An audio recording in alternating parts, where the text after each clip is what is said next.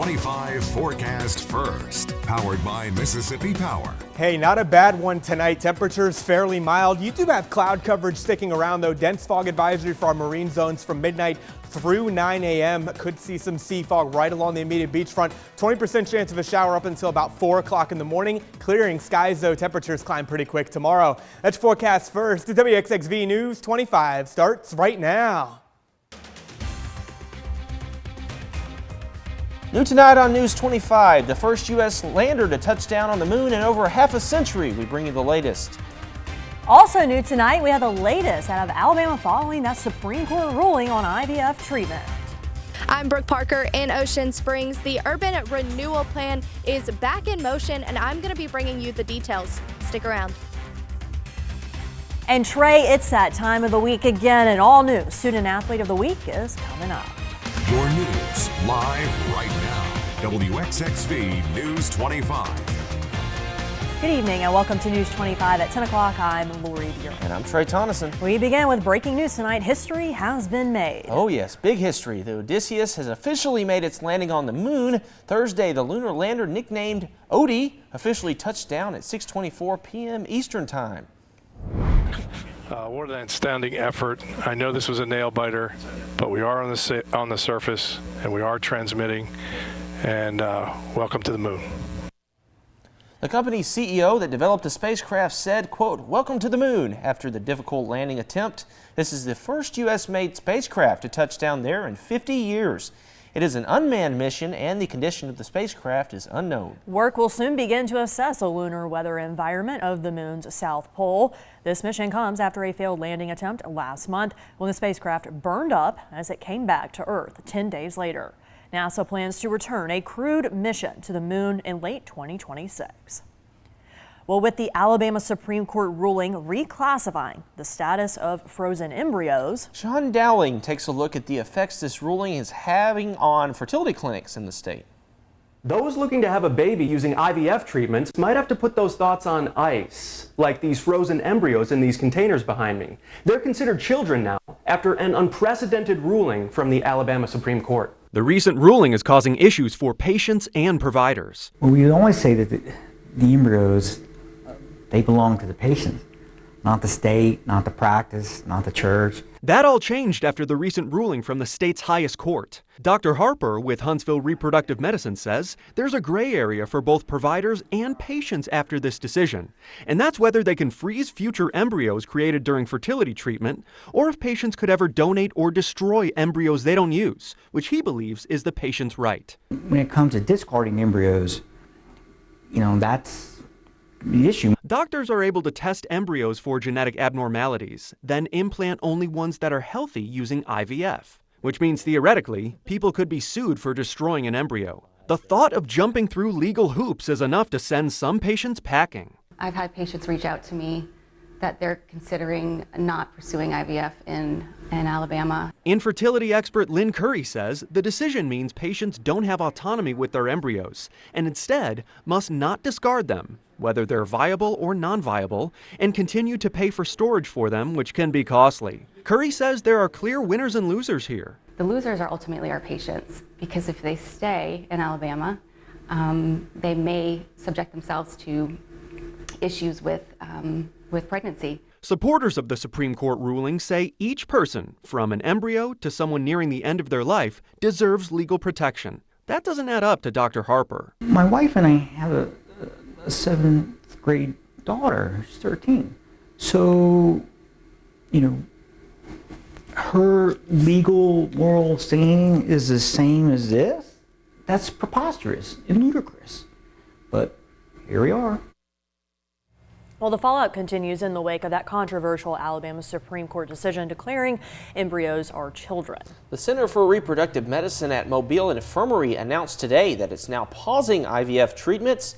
That's the facility at the center of the embryo wrongful death lawsuits that led to the court's ruling. Mark Nix, president and CEO of Infirmary Health, said in a statement, quote, "The recent Alabama Supreme Court decision has sadly left us with no choice but to pause IVF treatments for patients. We understand the burden this places on deserving families who want to bring babies into this world and who have no alternative options for conceiving," end quote. Another clinic Alabama Fertility announced today that it was also pausing IVF treatments. Not a bad day, no, weather-wise. Really not, but I've got senses that are tingling, not just meteorologists, if I can get it out tonight, senses, but Jeff's got the look. Fogman's at the wall. Oh, yeah. Now, I'm not really thinking fog's going to be a problem tonight, but Jalen Ford atop the Golden Nugget showing you visibility out to Ocean Springs looks pretty good. So, make the mention, there's a dense fog advisory in effect for our area along in the marine waters. If my clicker would work, there we go. From midnight through 9 a.m., this is for the Mississippi Sound, and I mean, the winds are out of the southwest, folks. Again, this is not necessarily thing that verifies here with southwest winds. Temperatures still fairly warm, mid-60s. Winds out of the southwest continue to be quite elevated. Hometown forecast, St. Martin, spread out by Backyard Paradise Pools. Not too bad tonight, 61 degrees. Some stray showers are possible. In August, the city of Ocean Springs announced the Urban Renewal Plan, a project that would be meant to bring in tourism and economic development to the city. That plan, however, took a turn when residential neighborhoods found out they were in a designated area labeled blighted. Now, the city looks for a new and improved plan that will keep residents happy while also growing the city. Earlier tonight, the city introduced that new plan to the public at the Ocean Springs Civic Center. There's only one person that we thought would be fit to send out there. News 25's Brooke Parker tells us how locals and the mayor were feeling heading into this Urban Renewal Plan public hearing. It's been a bumpy road for Ocean Springs Urban Renewal Plan. Their previous plan put locals on high alert when their properties were deemed blighted. We were pretty excited that they scrapped the plan for urban renewal affecting people's properties, individual people's properties. But then we began to look at the new plan. Rumors ran rampant within all the groups. Rumor had it that the city was planning to build a huge conference center, and Carter hoped that wouldn't be what she saw at the plan public hearing. I would like to see more recreation in green space. And I think that just building another large building in the middle of a residential area is not going to be a good impact on that space. The new designated area is exactly where I am standing right now. Now, this area includes 2 baseball fields, Ocean Springs Public Works, and some unused land that is in a residential area. Mayor Holloway believes he's found an answer to make everyone happy. It's going to be 100% public access. It's going to have ball fields. It's going to have a new improved Ryan Center with some basketball courts, pickleball courts. The voting precinct will be in there, along with some meeting space for groups, clubs, stuff like that. And then a walking track. We're going to put some shared parking with the hotel. That conference center is actually a Hilton boutique hotel, which will help pay for the parks and recreation development. Public Works will be moved to a more central area. In Ocean Springs, Brooke Parker, WXXV News 25. Coming up, Jeff will have a look at your forecast. Plus, cellular companies reported outages earlier today. We see how it affected the Mississippi coast. And we go around the state to bring you this week's college baseball scores. But wait a minute, before we head to break, it's time for our daily poll. Today's question: are you happy with your life? Yes. Absolutely. We're on the Mississippi Gulf Coast. Exactly. You're watching the happiest anchor team on the coast. I really hope that the people who vote no will eventually get to the point in their lives where they are happy. Absolutely. But it is the Mississippi Gulf Coast. It's a beautiful place to be, folks. A beautiful place to live. If you want to add your vote, you can do so by going to our website, WXXV25.com. Click on the WXXV vote link in the news drop-down menu or use the QR code on your screen. And coming up after our show tonight, it's the Jimmy Fallon Show. Hi everyone, Dakota Johnson is my guest tonight. Plus we have Chloe Sevigny and a performance from Dabney Moreno featuring Oscar Isaac. It's a great show tonight. You're watching WXXV News 25 with Lori, Trey, Jeff, and Jevin. WXXV News 25. And now, your weather authority. You know what I love when Jeff gets up here?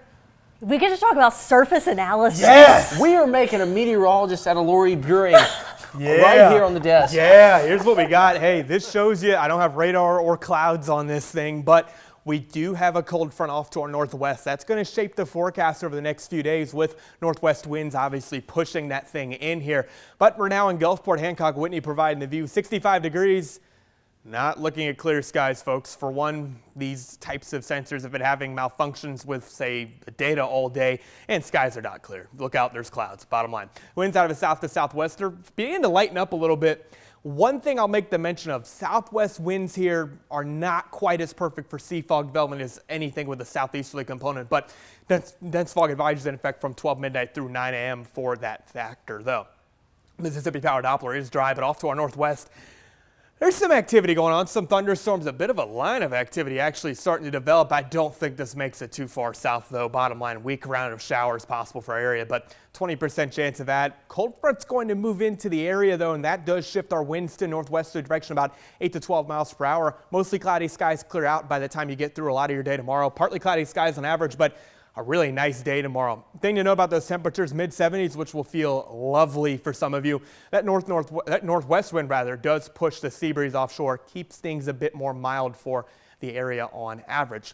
Well, I got radar pulled up for you. Again, this little line of showers, thunderstorms, it's going to generally track towards the Panhandle, Florida, maybe extreme South Alabama, but not thinking this is an issue for our area. And you can even see this on the Futurecast. It keeps it pushing east. Could see some light showers, but you get through the day tomorrow, temperatures warm quite nicely. Beautiful afternoon on tap, albeit a bit breezy. Then you get into the overnight hours. Guess what, folks? Cold weather's back, at least average cold, though. Mid-40s out the door for you Saturday. Still going to find 70s in the area. Little bit of a weaker disturbance. I would call that, say, a secondary shot of colder air, because why not?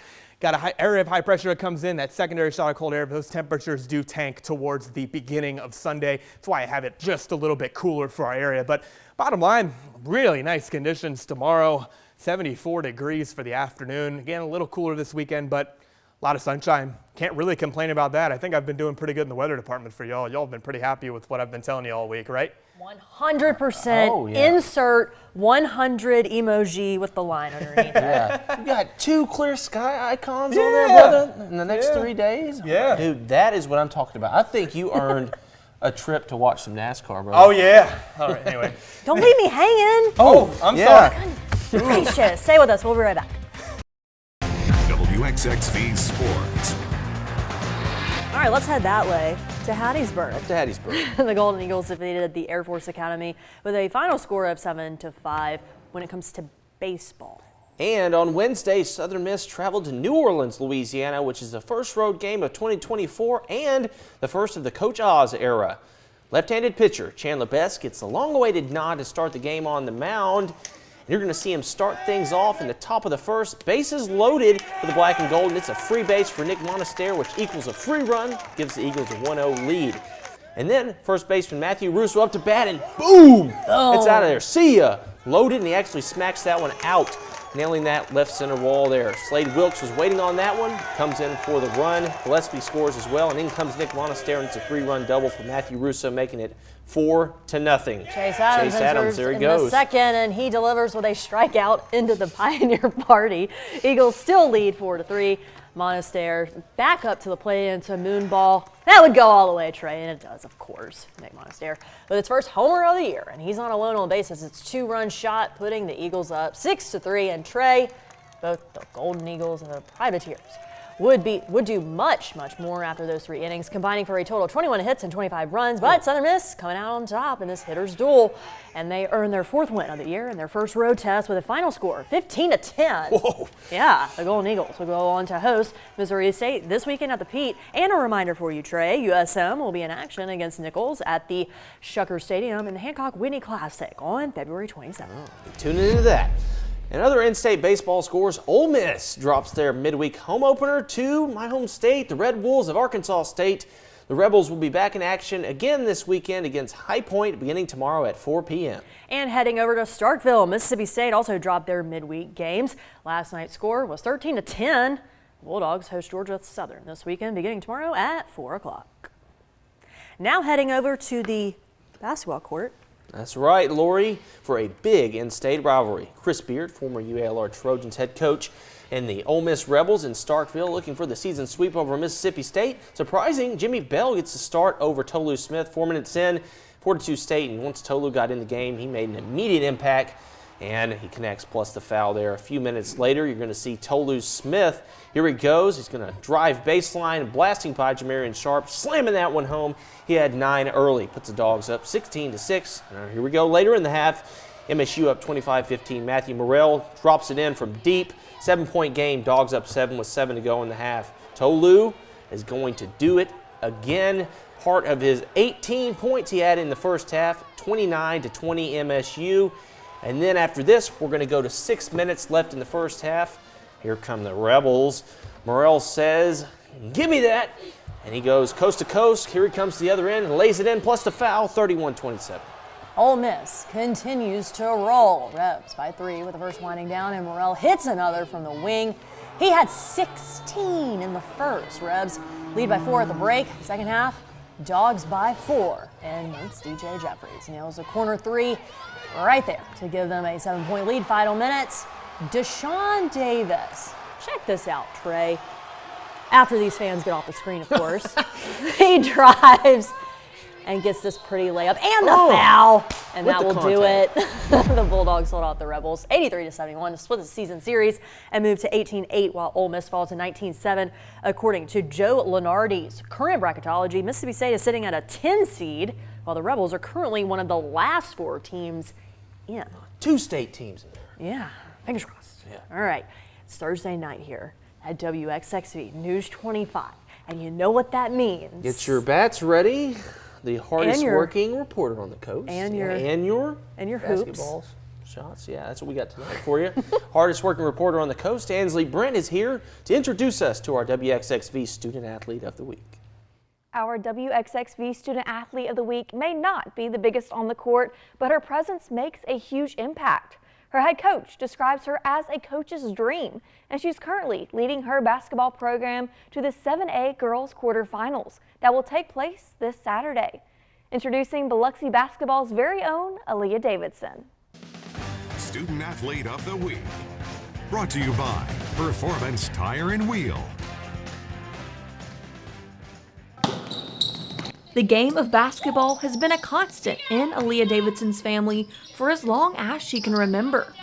Because she picked up a basketball as early as 5 years old, Davidson feels at home when she's on the court and says it makes her feel the most at ease when she's playing. I just love it. It just brings me a lot of peace of mind. Like when I'm down or something, I can always just come here and just be with my teammates, and they just make me feel good just to be around the sport.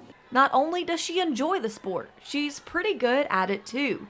And head girls basketball coach Devin Hill noticed back in middle school that she'd be something special. We got our eyes on her back when she was in junior high, and she had to be thrown in the fire early, as a freshman, sophomore, and she went through a lot of growing pains, but this was a year, that I told her, you're going to reap the benefits of all the work you've put in. It's taught me to enjoy the process. You just can't sulk on one thing, like one bad loss can't affect you throughout the rest of the season, or same thing in life, you can't let one thing affect you your whole life. You can't let it consume you. Sometimes it's nerve-wracking, but I just gotta, calm down and just play with poise and everything will be okay. She plays with poise and extreme consistency, and that's why Coach Hill calls Davidson a coach's dream. Constant with the basketball. She's very consistent, and I think the best attribute you can have is that you're consistent. And so Aaliyah is that on the court and off the court. Off the court, she's a 4.0 student. We don't ever have to worry about her in the classroom. And likewise, we don't ever have to worry about her on the court. She's kind of a coach's dream. She's that kid I can really get on to, probably harder than most kids, and she'll respond. She don't take it personally. She just wants to compete at a high level. She wants to get better every day, and every time she steps on the court, she competes at a high level. Recently, she was recognized for competing at such a high level as she was named to the 2024 North vs. South All-Star basketball roster. But this huge honor isn't what matters the most to Davidson. Right now, all eyes are on her Lady Indians as they prepare to compete in the 7A girls quarterfinals on Saturday. It feels really good to see all the work that we put in from July all the way to now. It's showing a lot, and I'm just proud of all my teammates. It's just big for us. Just don't let the outside noise get to us. Just stay in the gym, stay focused, and just stick to Coach Hill plan. It's going to work. It will work 100%. We just try to approach the game the right way. Play hard, play tough defense, take what we can get offensively, not force anything. And so our girls do a really good job of understanding what our game plan is, game in and game out. We got some really smart girls, and so that helps our intelligence level, helps our basketball IQ. Here's to hoping their game plan and high basketball IQ will have them raising a trophy at the very end. Win that go ball, that's the biggest thing. Just win the go ball and just to keep playing as a team and don't let nothing get in our heads with these last 3 games left. In Biloxi, I'm Ansley Brent with WXXV News 25. And now, the play of the day. Brought to you by Cannon Motors of Mississippi. WXXV's play of the day comes from Louisiana. Kentucky leading LSU 74-73 with seconds remaining. Jordan Wright is going to go as his shot blocked by Adu Thero. Wright gets the offensive board, lobs it to Terrell Ward, who lays it in to beat the buzzer. How about that? Check out this replay as that gives LSU the upset win over Kentucky. This has been one of the many upsets across this college basketball world past week. And there's going to be more. Oh, I yeah. just know it. Yeah. I just know it. All right, you got some sleepers getting into the tournament, and this is where it starts right here. Yep. Well, we'll have more news right after this. Stick around. And now, your weather authority. Brought to you by Southern Charm Furniture, where quality and design matter. There's a dense fog advisory in effect on our waters until 9 o'clock in the morning. Bottom line, sea fog possible for the area. I don't really necessarily think much of it materializes, but we will see as time can tell. Let's see, St. Patrick Catholic High School bus stop forecast has 59 degrees out the door. Clearing skies 72 by the afternoon. A bit breezy, though. Be mindful of that. Real quick look, next week could bring the potential for severe weather across our region. I don't think much materializes here, though. What we do have in our Mississippi Power extended forecast, partly cloudy skies clearing out, about 20% chance of rain tonight. Nice weekend. You get warming temperatures next week. Well, tens of thousands of customers coast to coast, this guy, woke up today to find error messages or no service connection at all. Yeah, it said 911 only, meaning no calls, no texting, and in some major cities, they didn't even get the ability to dial 911. Laura Aguirre has more on where the outages stand right now as the search for why it happened continues. Downdetector.com was a popular website across the country Thursday as it monitored a widespread national outage impacting a number of wireless carriers, with the most occurring on AT&T's network. Some users report waking up to SOS messages. Others had no connection at all, no ability to make calls, send or receive texts, and in several southeastern states on the AT&T network, 911 service was temporarily unavailable over the past 2 days. The company telling CNN it was working urgently throughout the day to restore service to its customers, encouraging them to use Wi-Fi calling until then. The highest number of AT&T outages were reported across the Midwest, Southeast, and in Texas, according to Downdetector.com. Customers also reported some outages on other major carriers like T-Mobile and Verizon. Although T-Mobile tells CNN they did not experience an outage and are operating normally. But at one point Thursday morning, Downdetector.com showed just under 2,000 outages reported on T-Mobile's network. Verizon also said it was operating normally after peaking at just over 4,000 outages in the morning. As for the why it happened, a wireless industry source says for now, there's no indication that it was a cyber attack or other malicious activity. Public safety experts say wireless network outages often occur for mundane reasons, like construction-related digging or software issues. I'm Laura Aguirre reporting. And as we just told you, many Americans, like Trey, and probably many at home, really, woke up without any cell service. So let's just go ahead and turn things over to Austin Lindsay, who's in studio, to show us a little bit more about what happened here on the Mississippi coast. This morning, cellular outages had wide-ranging impacts for some emergency dispatchers here in South Mississippi. Harrison County emergency dispatchers say many calls for them did not go through this morning, even though the dispatch system does not operate on AT&T. Harrison County Sheriff Matt Haley says the outage made dispatching and communications difficult for hours on end. Someone will call 911 and you can't hear anything in the background. Fortunately for us, there is a system set in place. It's a rapid SOS system, and we're able to most of the time pinpoint where that 911 call came from. To add to it, we have to send officers out to that location. You know, sometimes it ends up being a valid 911 and sometimes it's not. So anytime any form of communication goes down, it just makes our job that much harder. Sheriff Haley says if you have trouble reaching emergency dispatchers in a cellular outage, attempt to reach a landline or flag someone down if possible. In studio, Austin Lindsay with WXXV News 25. All right, well, take it away, Trey. I almost stole his read. I'm sorry, buddy. That's okay. Happening on Saturday, the Gulfport School District is putting on a science fair at the Mississippi Aquarium. The fair will happen from 10 a.m. to noon. There are 3 categories: grades K through 5, 6 through 8, and grades 9 through 12. Winners of the school-level science fairs will be invited to share their projects at the aquarium. That would be so cool. I'm so jealous. The students will be competing for special prizes while there. From 10 to 11, general admission will be 50% off as well. That offer is only available at the ticketing window. So make sure you go and do this and have a bunch of fun. Yes. We want you to go have fun. We need more kids in science too. Yeah. Oh, yeah. All right, thanks for joining us on News 25 at 10. We'll see you back here in the morning.